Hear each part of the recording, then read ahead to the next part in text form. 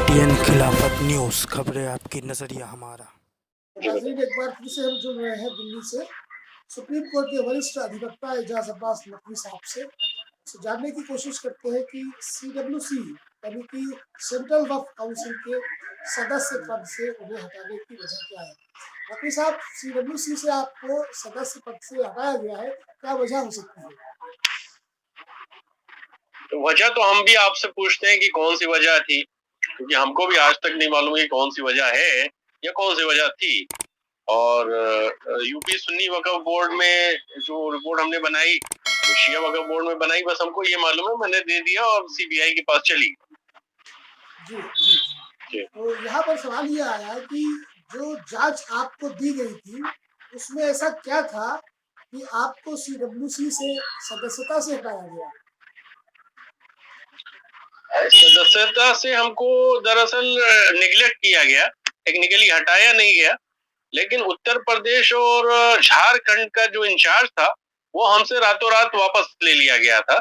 तो दोनों का मानना यही जाएगा कि उत्तर प्रदेश का इंचार्जशिप से जो भी वक्फ बोर्ड के वक्फ काउंसिल के मेंबर्स रहे थे, वो कई स्टेट या 2 स्टेट के जो है प्रभारी रहते हैं, अमूमन ऐसा देखने में आया।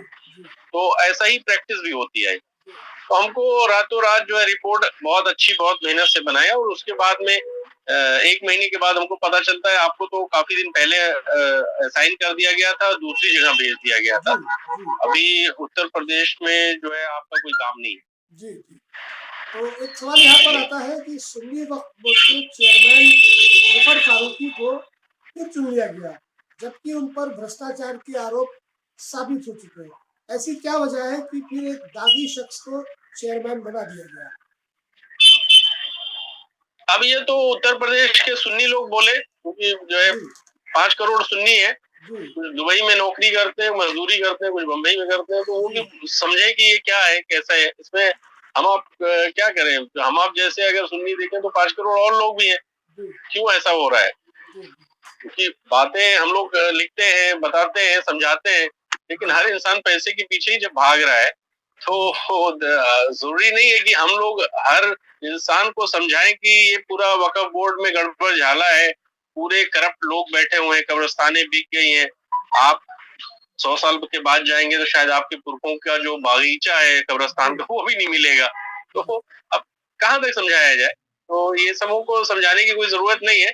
इन सबों को उजड़ जाएगा तभी ये समझ में आएगा, जैसे और कई मस्जिदों के केस में हुआ है। उजड़ने के बाद ही ये सब अकल आती है, तभी लोग सुन्नी वक्फ बोर्ड से क्वेश्चन करते हैं।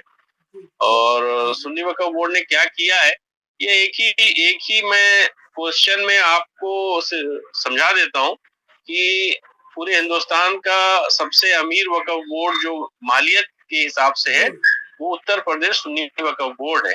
उसकी वजह यह है कि जितनी इसकी जमीनें हैं वो लगभग 88,000 एकड़ जमीन है और सब के सब जो है बाशिंदी इलाकों में, जहाँ पे बाशिंदे रहते हैं, स्मॉल टाउन्स है, लखनऊ है, जौनपुर, तमाम सिटीज की जो अच्छे लोकेशन है, प्रोमिनेंट लोकेशन है, वहां पर है। लेकिन इसी पे क्वेश्चन बनता है कि क्या सुन्नी वक्फ बोर्ड ने एक कोरोना के काल में या उसके पहले कभी एक किसी बेवा औरत को पेंशन भी दिया है? क्योंकि वक्फ का मकसद क्या होता है, हमको तो यही समझ में आता है कि भाई बेवा, यतीम, असीर लोगों का हेल्प होना चाहिए। तो हम अब वक्फ बोर्ड के साथ में तमाम सुन्नी शिया सबसे पूछ रहे हैं और अल्लाह मियां से भी पूछ रहे हैं कि यूपी सुन्नी वक्फ बोर्ड ने क्या किसी बेवा औरत को, जब हमने रिपोर्ट बनाया था उसके पहले तक ऑडिट में 1 रुपए भी दिया है? और अगर नहीं दिया है तो फिर वक्फ बोर्ड का मतलब क्या है? कब्रिस्तानों में अगर हमको कब्र की रखवाली करनी है तो सरकार के हवाले सबसे पहले इसको होना चाहिए, और अगर किया है तो उस चीज को बढ़ावा दें और ज्यादा करें। लेकिन सवाल का जवाब किसी के पास नहीं है। यहाँ एक सवाल और आता है कि अभी उत्तर प्रदेश सरकार ने 24 अप्रैल को UP central Shia Waqf board के चुनाव की अधिसूचना जारी कर दी और इसके लिए एक बार 2017 में इसके लिए जांच हुई थी कि औकाफ में घोटाले हुए थे। उस वक्त वसीम रिजवी चेयरमैन थे और इस बार फिर अल्पसंख्यक मंत्री, केंद्रीय अल्पसंख्यक मंत्री मुख्तार अब्बास नकवी ने एक मीटिंग बुलाई और उसमें एक 7 सदस्यीय कमेटी का गठन किया, जिसमें जांच की। उत्तर प्रदेश में आकर सहारनपुर गए उनके लोग, जोगीपुरा गए, आगरा गए और तमाम जगहों पर गए, लखनऊ में भी पूछताछ हुई। लेकिन उस जांच को जिस तरह से ठंडे बस्ते में डाला गया और एक बार ये फिर जांच हुई, तो ये जांच पर जांच का मतलब क्या है? क्या फिर योगी सरकार एक बार वसीम रिजवी या उनके किसी रिप्रेजेंटेटिव को इस ओहदे पर बिठाना चाहती है? देखिए, जो जो जांच हो रही है वो असल में सेक्शन 96 वक्फ एक्ट के अंतर्गत 96 के अंतर्गत जो है पीरियडिकल रिपोर्ट बनती है सेंट्रल गवर्नमेंट की तरफ से, वही बनाई जाती है। और ये सेंट्रल गवर्नमेंट की तरफ से सेंट्रल वक्फ काउंसिल ही सबसे अच्छी नोडल एजेंसी है, जिसके असाइंड ऑफिसर यानी वक्फ काउंसिल के मेंबर बनाते हैं। और पीरियडिकली यानी कि 3-3 महीने पे बननी चाहिए, या 6-6 महीने पे, या 2-2 महीने पे बननी चाहिए। अब इसमें कई जो है चीजें कंप्लेंट्स में आती है, तो मैं तो यही कहता हूँ कि भाई सैया भी आपके, कोतवाल भी आपके, सिपह सलार भी आपके, पुलिस हवलदार भी आपके, पूरी दिल्ली से लेकर के यार लखनऊ तक पूरे के पूरे नकवी लोग भरे हुए हैं। तो वो जाने, उनका काम जाने, किसी को पकड़ भी नहीं रहे और मीडिया में कहते हैं अभी सीबीआई पकड़ेगी। अरे मैं तो हंसते हंसते रह गया। मैंने तो कहा 2017 में ये जेल जाने वाला है वसीम रिजवी, बहुत ज्यादा 2-3 दिनों के अंदर जेल चला जाता, पता नहीं उनको हटा दिया क्या। और ये सैया हवलदार और ये थानेदार और उनके बाप, ये सब के सब नकवी लोग मिलकर बोलते जेल जाएगा। पिछले 5 साल से मैं भी वेट कर रहा हूँ कब जेल जाएगा। और आपसे भी मैं पूछता हूँ कि ये रिपोर्ट पे रिपोर्ट, रिपोर्ट पे रिपोर्ट, रिपोर्ट पे रिपोर्ट, और इसमें बड़ा हास्यास्पद हमको इसीलिए मुस्कुराहट आ रही है कि आप मैंने 800 पेज की रिपोर्ट दिया हुआ है, 1-2 पेज की नहीं दिया हुआ है। मुख्तार नकवी साहब को 2.5 किलो की रिपोर्ट भेजा हुआ है, और मैंने वही कल्बे-जवाद साहब को भेजा है, मैंने वही काजिम अली नकवी को भेजा है, अल्लामा नकवी को भेजा है, शौकत भारती को भेजा है, जितने लोग थे मैंने सबकी एक-एक कॉपी लेकर भेज दिया। मैंने कहा कोई इसमें तुमको अच्छा कुछ लगे तो जोड़ देना, खराब लगे तो उसको और अच्छा बना देना।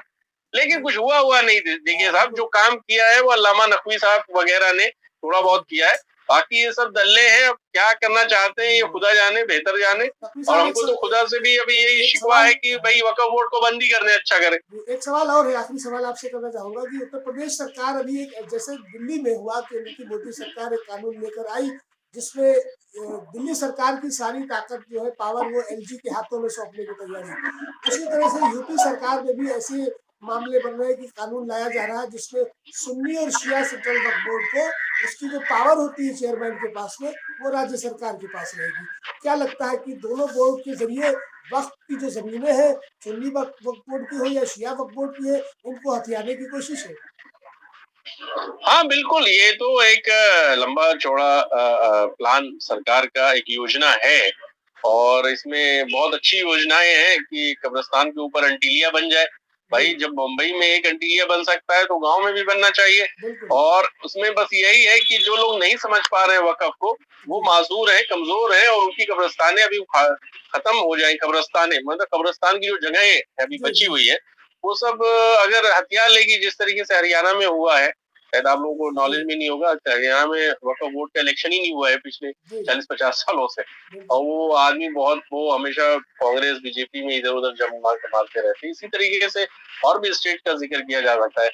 तो सरकार की जो कानूनी नीतियां हैं, उसमें जो फालतू की बची हुई जगह है जिसपे हमारे भाई अपना बिजनेस करते हैं, और बिजनेस करके पैसा वक्फ को नहीं देते हैं। दरअसल इसके पीछे मैं एक ग्राउंड बता दूं।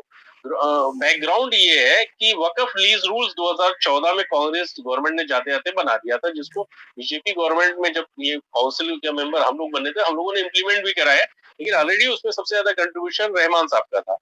और उसमें लीज रूल्स में ये था कि किसी भी वक्फ की कोई भी दुकान का भाड़ा अब 1000 से नीचे नहीं होगा, और 1 साल से ऊपर अगर किसी का भी लीज रूल में रजिस्ट्रेशन है तो ये रजिस्ट्रेशन कराना पड़ेगा और सरकार से परमिशन लेना पड़ेगा वक्फ बोर्ड के 2/3 मेजॉरिटी मेंबर से। अगर 3 साल से ज्यादा है, 30 साल के लिए मैक्सिमम 30 साल का एग्रीमेंट बन सकता है किसी दुकान का वक्फ का, तो 2/3 वक्फ बोर्ड के मेंबर पास करेंगे रेजोल्यूशन, और सरकार भी नोटिफाई करेगी कि ये वाली दुकान और ये वाला थिएटर और ये वाला मकान अभी फला साहब ले रहे हैं, और उनका भाड़ा ये, और उनका जो है सालाना ये अनुमोदित किया वक्फ बोर्ड ने। ये लीज रूल था। और इसमें मार्केट के हिसाब से ही भाड़ा जो है लेना चाहिए था। मिनिमम 1000 रुपीज भाड़ा है और मैक्सिमम मार्केट के हिसाब से। और उसमें एक चीज और भी है, क्योंकि वकफ के इर्द गिर्द बरकत भी बहुत रहती है, तो मार्केट रेट से ज्यादा भी कभी कभी रेंट अगर कोई देना चाहे तो दे सकता है। लेकिन उसका खामियाजा ये रहा कि कोई मुसलमान इसको माने ही नहीं, जो वकफ पर है या वकफ बोर्ड वाला भी कोई नहीं माना। तो जो मार्केट रेट में है वो अंडर टेबल जो है मुतवल्ली को पैसा दिया जाता है और रसीदों पर 2 रुपए दिया जाता है। सीधा सीधा ये वायलेशन है।